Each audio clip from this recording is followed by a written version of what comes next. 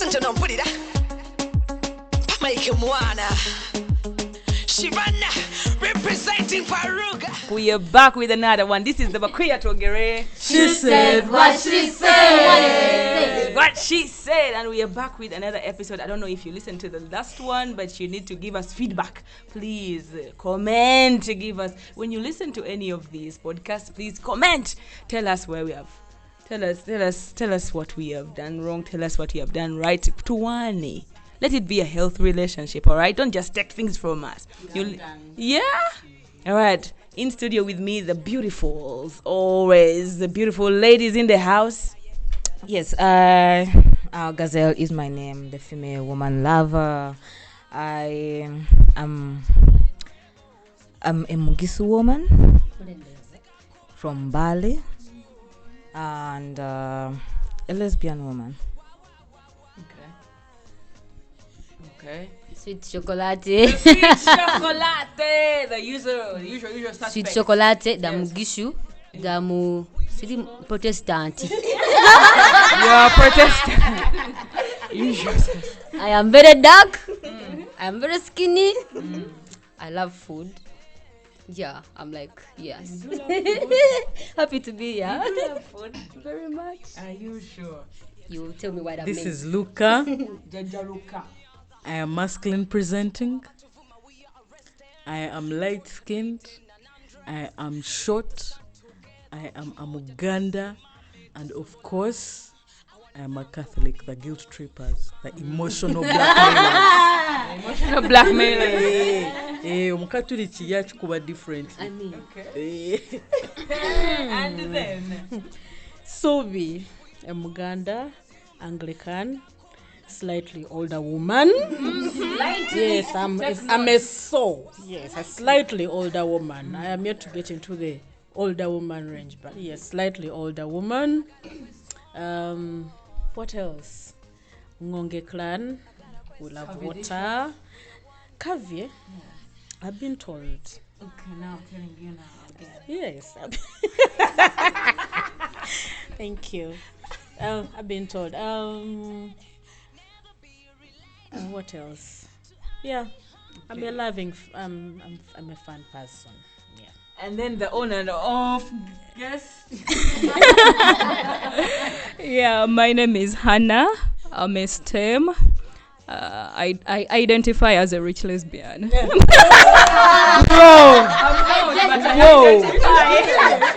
Whoa!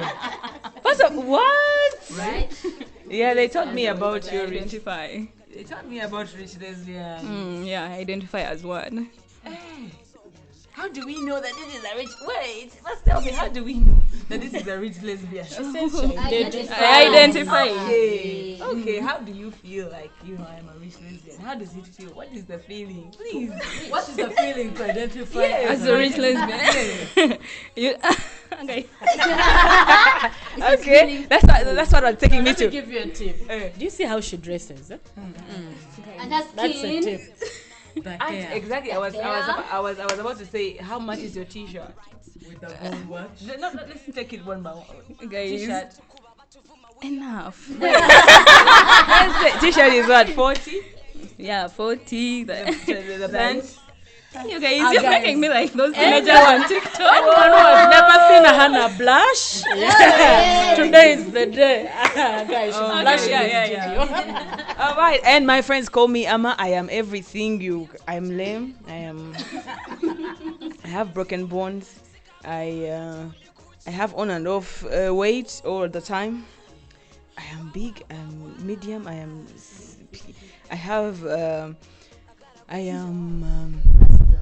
a Rasta.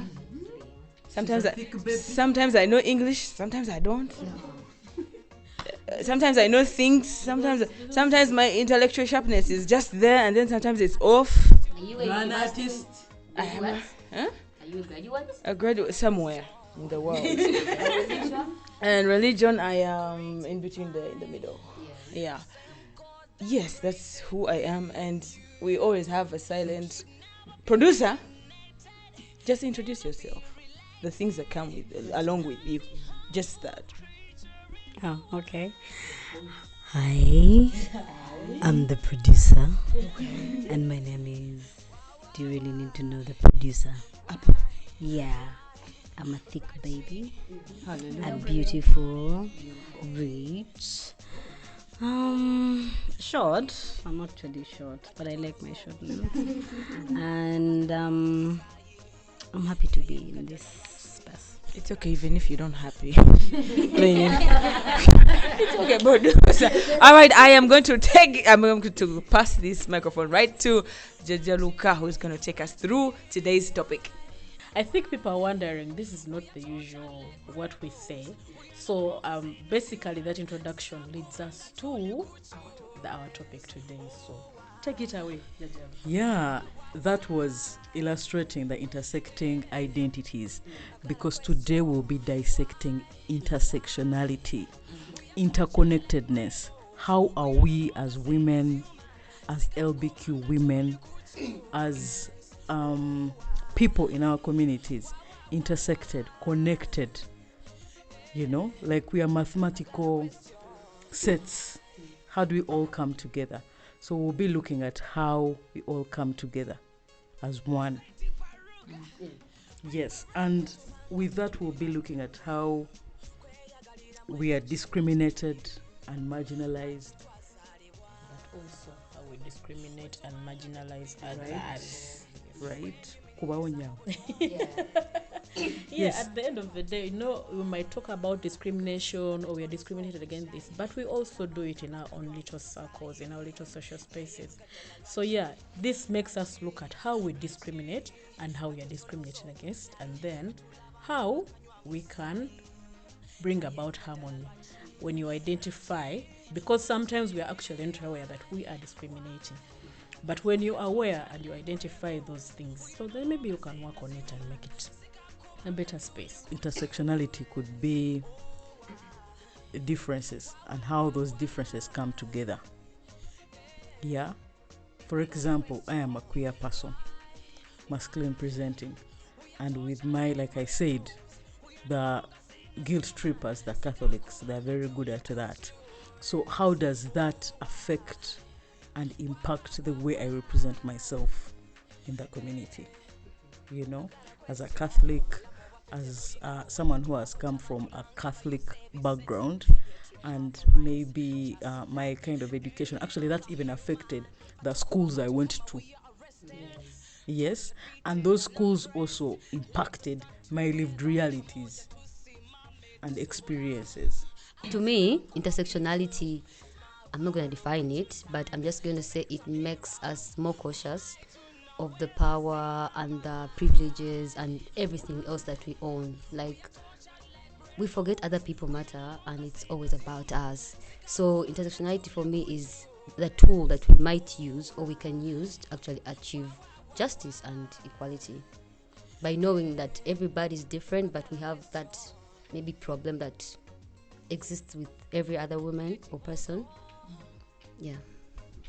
I'm not going to differ from the previous speaker. Intersectionality is more like a tool used to analyze power, and also it is a way, it's an aspect of how people's social, political backgrounds bring about or create these inequalities, differences. So the intersectionality is more like a lens that sees beyond, that views actually the invisible issues that are not, broadly or visibly seen. So it's more so a lens that sees beyond what we see ordinary. To me, intersectionality is like an analytical framework or a tool that helps us to understand that different people occupy different social identities, and these come together to actually cause discrimination or privilege. For example, someone like myself, let me say, has a degree, and that's an area of privilege to me in some kind of way. But I'm also a lesbian woman, which is a point for discrimination. So meaning you cannot analyze my problems in one look just because I'm a woman. Now you try to look at my problems in only that lens. I'm also a woman who is also a Protestant, who is also gay, who's, a lesbian, very many other things associated to me that may increase my access to something or actually deter it. So that's my understanding of intersectionality. To me, in the simplest way, I understand this as, the various ways in which we show up. Yeah? After you seeing a woman in front of you, I have all these things that come with me. We'll see, I'm going to go back I'm going back to me still. You see me come here, smile every day, but you don't know what I go through. I have broken bones. The only leg that I had left, I did something to it again. The other time, I don't know. I don't know. As normal as I look, I'm not normal. When it's too cold, I can't move properly. My leg keeps doing tricks on me. Yeah. So those are the different ways or how I show up every day. And let me not get so emotional. Okay. Before your legs, yeah. How were you interacting with people with broken legs? I wasn't caring actually. I didn't care until one day I wanted to. I was going to I went to a building and they didn't have a ramp. Yet I needed it. At that moment I was still on crutches, I think, and then they didn't have a ramp, so I couldn't move properly. So yeah, now I know that yes, every building needs a what? A ramp. Because I'm right there. Have you spoken about toilets? Toilets as well. Because most of I'm coming from an organization that I know caters to a lot of people. Usually we don't really think about the fact that there are disabled people that might need toilets. So when they are building toilets, usually it's just the normal. Yeah, but remember these guys, especially maybe if you have a wheelchair or you have crutches, you need because to put away and then be able to hold on to for you to be able to use the lavatory. But in most cases, when they are doing the buildings, if you go around Kampala even, most of the buildings do not have those facilities. So yeah, that is another point of, we don't think about it because for us we're okay, our legs are okay, you can squat, you can get up and sit on the toilet, you can do anything. But then when you think about it when Amma says when the time she had to get a ramp, but now imagine a toilet. A ramp can be, it's something maybe you could ignore, but you can't ignore it because it's important. But now a toilet, because every one of us needs a toilet. So imagine when you cannot have a toilet at to your accessibility, and yet you need it because this is a basic human right. And then your aunt people are saying, "Bamutoi," rude on them, knocking on your door. Actually, I'm thinking from what you have talked about, I'm now getting back to our space here. What about people that don't see? Are they able to access, these voices that we air out on the it was just and then seeing but still the language that we use here for me I was still that's why for me I always mix in Luganda. The first time I came as Farouk, generally like the things we do even in activism, I would say we are so much bent on, I told you in my introduction, sometimes I know English, sometimes I don't. Now, if it's too much, it needs me to think a lot, you will lose me. Yeah? You will lose me. For me, I come and say, there are various ways in which you show up. Because for me, my English is just where? Yes, I was in a meeting one day. And people were like, so I missed something. And then I was asking my neighbor, what did they say? But we were in the same meeting, you understand? Yeah, go to the name. So the one thing they have is they have a translate.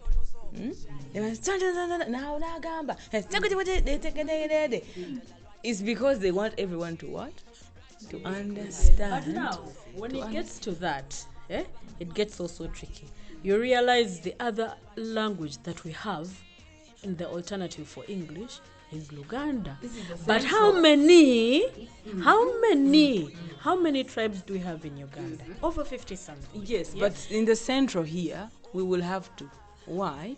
Because here, buli atuuka wano, they bafaayo okulaba nti they get some English. No, assume That people do not recognize being educated and from the central, people will not recognize the privilege that they have. That some people do not know English and not from the They will be central. English and that language. Actually, thinking of that, Because this is Buganda. do you think our intersecting identities lead to complex experiences? Yes. How? Complex experiences. What do you mean by complex experiences? Exactly what you've been explaining. For example, the discrimination, yeah, the rejection, family culture, yeah, healthcare, access to healthcare, representation, risk of violence, yeah, homophobia. Yes, I believe that our different identities actually cause complex experiences. I will say this as an LBQ woman. Being LBQ means that, first of all, you're a woman.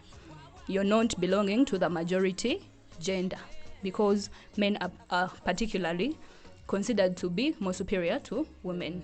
And that, as if that is not enough, you're a lesbian, meaning you're part of the LGBTQ community. But do you know that still within the minority community of LGBTQ, we are the minority within the minority? Yes. When it comes to funding, I've heard that only 5% of the funding for activities in the LGBTQ actually go to LBQ. Only 5%, meaning we are minorized in every facet of life as LBQ women. So even if it's SRHR, anything, any programming that we want, actually the other people will come first. They will prioritize the transgender and the gay people in programming. So as LBQ women, still our experiences are complicated because of our identity that is intersecting in a lot of even LGBTQ marginalization. women discriminate themselves. We draw our lines. For example, my neighbor here is a thick baby. Yeah, yes, she is. She is a thick baby. She's proud to be a thick baby. But for me, I'll say she's obese. Yeah. And I will not sleep with her because she's obese. I'll not be attracted to her because I'm attracted to small, tall, and slender. So every time I see my neighbor, ngamboba kyaba kyekyo tekyefaako tekyagala kulya manya kirya nnyo kimala galya nga Dr. Sali bwagamba kimala galya buli kimu tekirowooza kukiteekayo mu lubuto. Body shaming. Right? Hannah said something about SRHR funding not sometimes on LBQ women. And then, it's just funny because before you are ill, my God, you are a woman who kubadas, who goes in their period, who needs STIs, without having to be any kind of orientation. So, the also coming to now the law, the AHA, just because we are different, that's why we are policed and criminalized.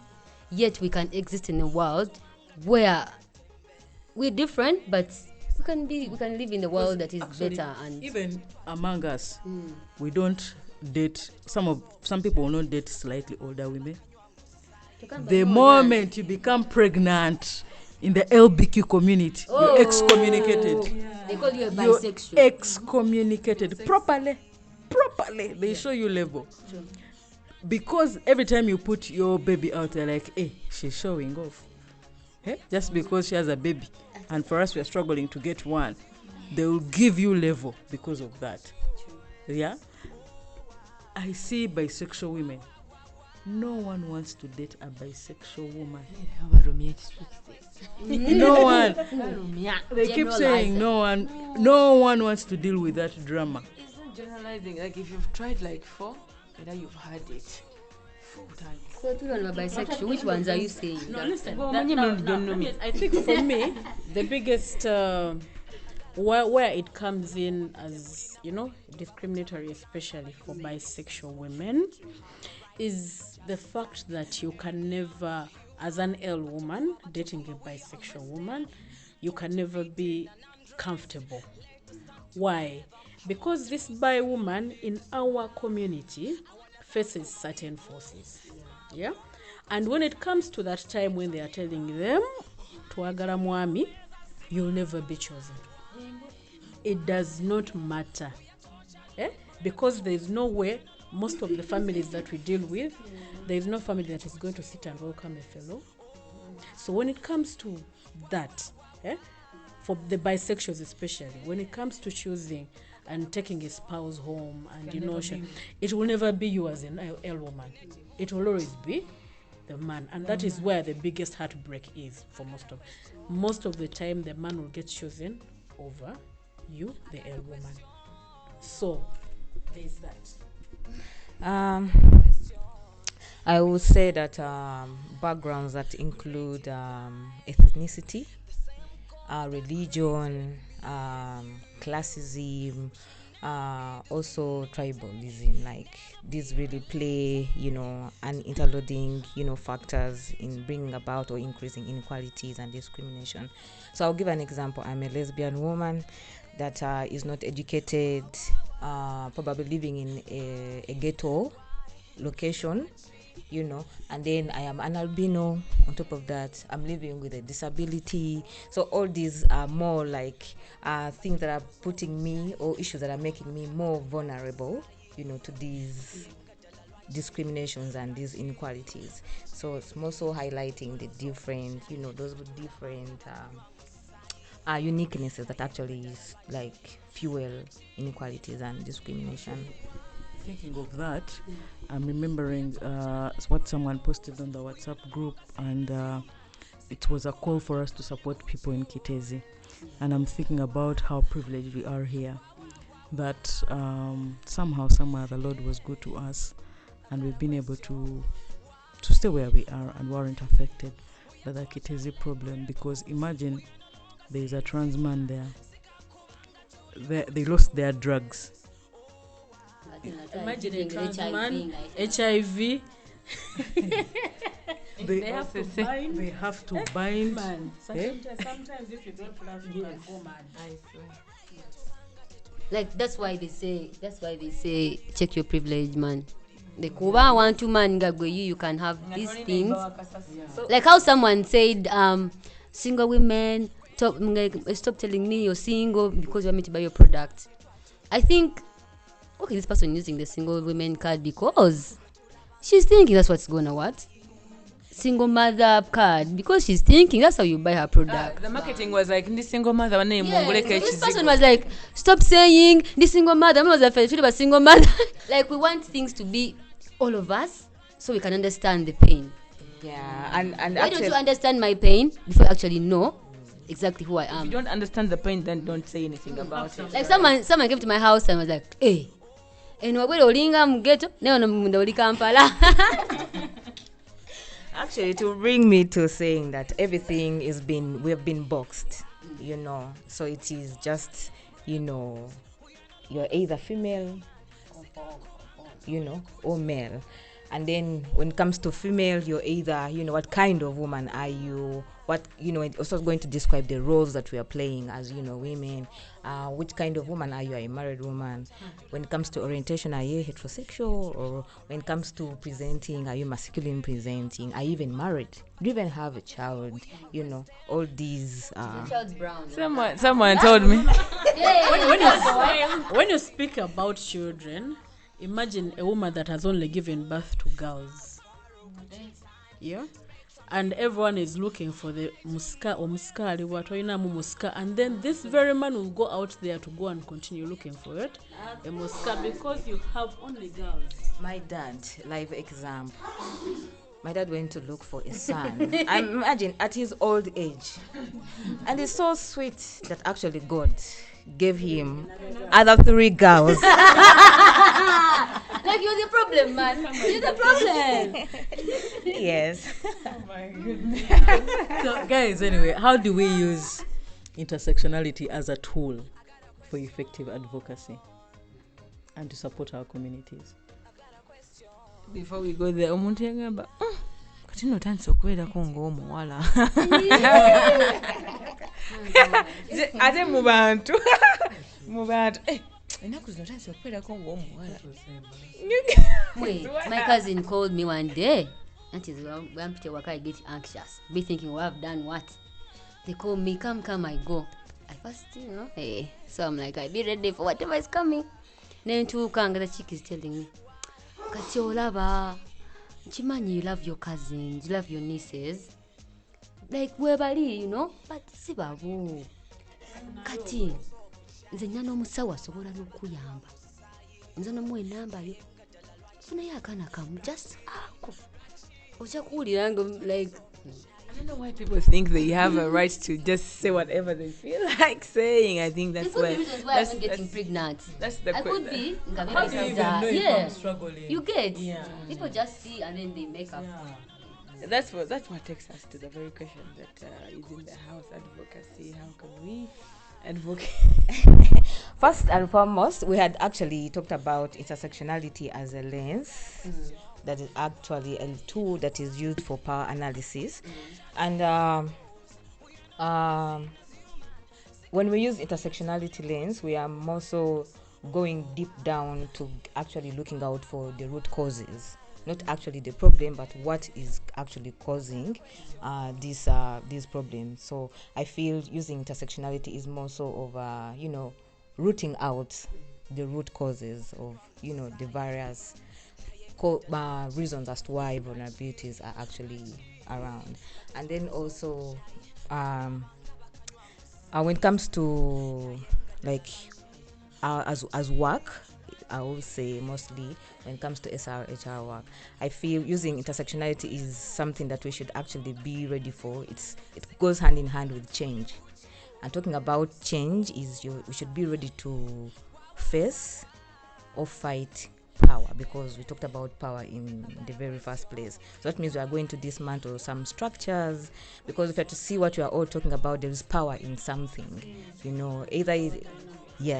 So if you're talking about education, at least your education qualification gives you that power. When it comes to religion, there's certain religions that actually give us certain power. So it means we're going to actually dismantle, attack the power structure so that we are able to, see that change we want and to see what we are looking for at the end of the day.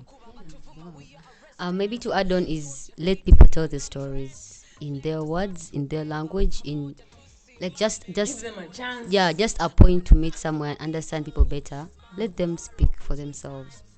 Yeah. Say you are saying say Nagamba, our children. Your last child doesn't eat lunch, or you just want to be the criminalizing them for just wanting to have child with another person. I was in a space that was actually having women representation, but then there was actually a man. So what is that? Yeah, it's a women-led organization, but then it is the man that is actually the ED, the man that is actually the programs. We should also look into ourselves, check our privileges. Many times we forget that we are privileged. Yeah. For example, someone said that their neighbor wanted to have a child through surrogacy. And the other one was like, how culturally it's not accepted.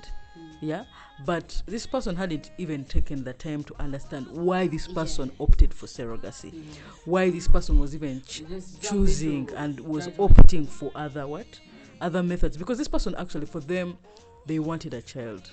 Yeah, and the person surprisingly, the person who was helping them hadn't given birth and didn't want a child. Yeah, they just didn't want a child. So the lady in question was questioning them and saying, you know what, this one doesn't give birth, doesn't want children. Yeah, a witch who has grown old and does not want to give birth to kids. Yeah, bewitching young women everywhere. No wonder she is the one supporting this person who wants another woman to carry for her a child. Yeah, but this person didn't even take time to put herself in the other person's shoes, to understand their predicament, to see how they can actually help out and support this other person. Yeah, So we need to check our privileges. Some people in our communities, of course, like our rich auntie here, identify.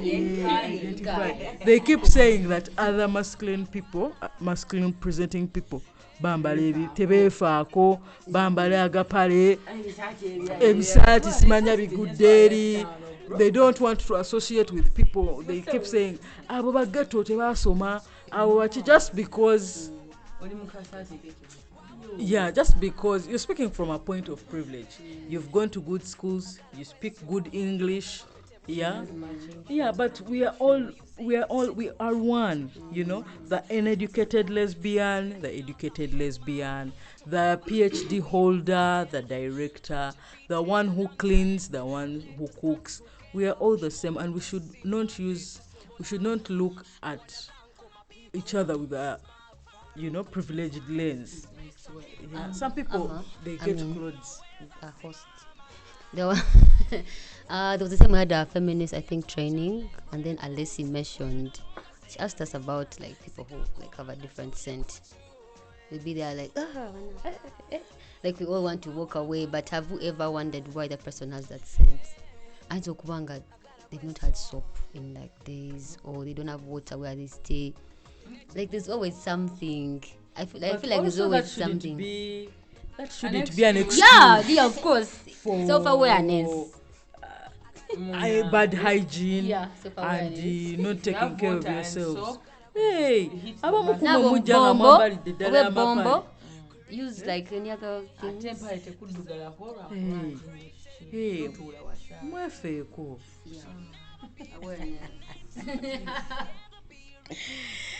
Muve ku bipale bya bannammwe.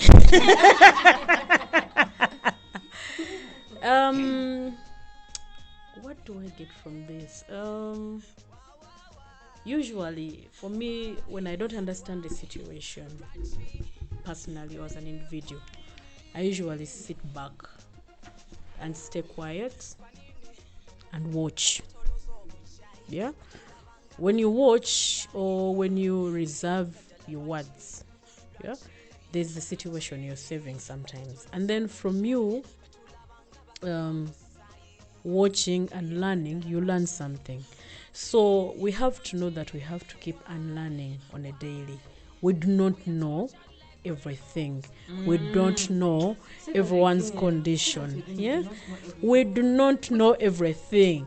Even me in my 40 plus years as an SOW, I am still learning. It is a daily journey. We cannot assume to know everything. We have to keep unlearning on a daily and relearning. And we also have to recognize that situations change. Yeah? Like they say, if I have money today, I'm going to find myself in a space where I do not have money tomorrow. Then what happens? Am I going to be looked at the same way? Am I going to be judged the same way? No, it is not going to be the same. So we have to learn to give that grace to the different situations that we interact with. Because on a daily, we do interact with different situations. Yeah.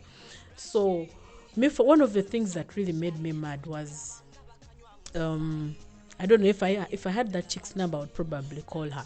She hosted someone, and they were talking about how when you sleep with older women, they smell. God. And I was so sad that they were narrating it to another woman that I actually believe is probably as old as me or is heading the same direction. Yeah. There are certain situations that if I had her number, I would call her and tell her, you know what? No, you cannot host such a person. You cannot sit there and watch women be disrespected the way they are being disrespected on a podcast. You have a huge voice. You have a lot of listenership out there. And you sit and you're even laughing along and you're even contributing to that conversation. What kind of person are you? A woman, an old woman at that, and that is heading into the same direction. These people talking about how their boobs are falling up to their thighs. Man, I couldn't even finish. Like, it was about 5 minutes of it, but I think I watched only about 2 or 3 minutes, and I was like, no, I cannot stand this. So we have to be a little bit cautious what we put out as human beings. all what we take in. Yeah, you can get me their number. Because yes, because no, because it felt so wrong. Eh? You know, because you're sitting there, that is, I think that is what we call enabling. Yeah, Man, yeah, you enable the man the to violator. disrespect tonde kazi, guys. You guys fight each other. You don't normally say you guys compete each other. Yeah, they use our failures to actually make And themselves. meanwhile, this one is explaining how they went there because they wanted the money. So if you did not want the money, yes, you did not want the money, don't sleep with that woman if she's smelling for you. Go and walk away. Like, go and talk about your experiences. So now people who know that person, maybe you've slept with them, they'll be looking at the person in a funny way. Yeah? Just because of your silly utterances that, don't make sense. So certain things, we don't know everything. I've seen that most of the mainstream solutions to problems in advocacy work have been focusing on one particular problem instead of looking at people as a whole, the different facets of the human. So you're looking at someone wanting to provide SRHR to them, maybe a particular service, but you're wondering, why are people not turning up? I'm providing condoms here, maybe I'm giving information, but why aren't people coming? You're not looking at the fact that people may be belonging to a certain group that does not cannot afford a border to the health center. You're not acknowledging the different kind of things that they embody that can actually deter them from approaching services. So I think that the intersectionality lens actually tends to look at the problems from the root and be able to solve them properly, more than the mainstream solutions that actually look at one problem and leaving out the different factors that actually hinder people from accessing services. I think intersectionality is the way to go. And for that, I believe that there is need for more research, to be able to inform inclusive policy making, and for that we need to have these integrated questions. We can't have generalized questions in our research, because if we are to have more information that can help us into policy, changing policies, including more people, for people to be able to tell their own stories in their own voices and amplify voices and changing narratives. I believe we need more disintegrated questions. We've got to look at sexual orientation, we've got to look at age, we've got to look at geographical location, we've got to look at background, by the way, we've got to look at their ethnicity, where people grow up. Those cultural differences actually impact us a lot. The religious beliefs, and there's also this cultural bias that people shy away from. I am Catholic, but I also believe in the traditional spiritual, in Sasi. Yeah, how do those come together? Because at the end of the day, that also impacts, influences policies, how we receive these policies, and how we take on SRHR. For example, pooling, many people we've had. Right now, the US thing, the US thing of people having sex on their period. Other people will gag at that. Yet for someone would be open to it. But I think you're even going very far. Just like in general, when we go down to the ground, there's only two sexes that are male, female. The others, the in-betweens, are not anywhere catered for. Any forms that you fill in any organization, like our world has not progressed beyond the male and female. There is just two sexes. But imagine an intersex person. Imagine a person that is trans. Imagine, there are so many different things that so many sexes at the moment, and people have been hinting about them. But as a country, or as a continent. I think even beyond the continent, there are people that have not taken up that, you know. I mean, now with all that being said, I want you to just keep quiet. Think about everything that you've been telling people. Define yourself, know who you are. We'll be right back. Batotoloza obuchayi batulabanga bakanywa musaayi naye nga ddala lwaki